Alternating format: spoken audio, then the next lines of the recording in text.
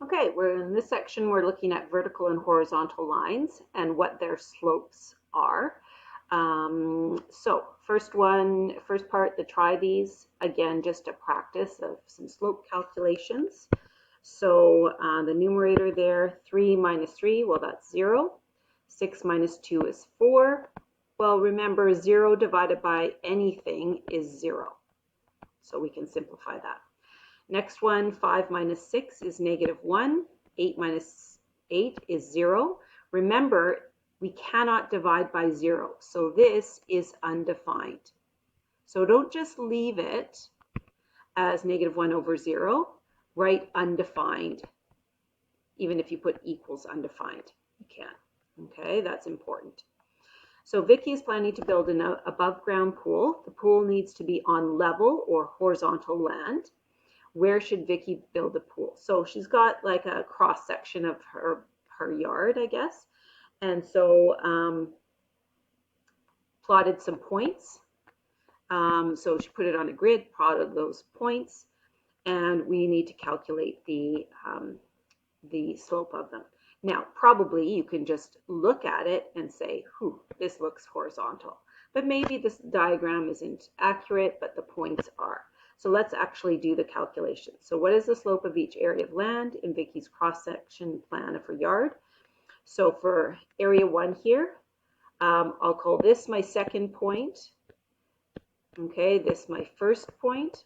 So y2, 0.2 minus y1, 0.1 over x2, 8.3 over x2, 2.3. So we can get our calculator out. 0.2 minus 0.1, probably know that. It's just 0.1. And then 8.3 minus 2.3, well, that's going to be 6. So in our calculator, we can just divide that by 6 and get 0.16 repeating, 0.016 repeating. And then here in area 2, this will be second point, this will be first. So 0.4 minus 0.4. Oh, actually she did it the other way. No, that's right. And then second point, 39.9 minus 32.2. Well, 0.4 minus 0.4 is 0 over whatever this is, 7.7. It doesn't really matter because that's going to be 0. Okay, and so a horizontal line, it's noted up here, has a slope of 0. So the numerator has to be a 0. And so that's what our instinct told us from this diagram. So obviously the diagram was quite accurate in terms of scale. And so she should build it in area 2 because it has a slope of 0. Okay, next example. This is a plan for Jean's new gazebo. How can she check whether the posts will be plumb? Plumb means exactly vertical. Okay, it looks vertical. Again, it's on a diagram that put it on grid paper or whatever. Done some measurements. So what is the slope of the supporting posts for the roof? So this I'm going to use as my second point. This will be my first.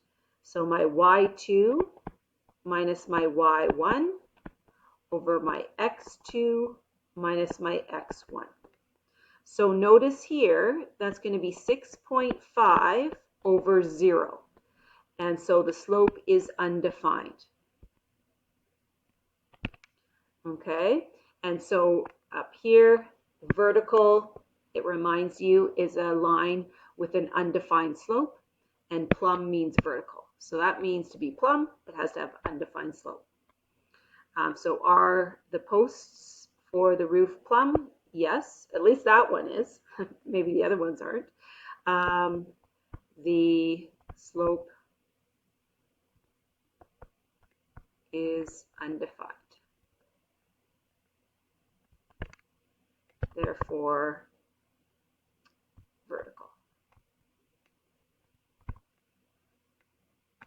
Okay, and that's it. Short lesson for that one. So you can do the practice for that, and then go on to section 6.4.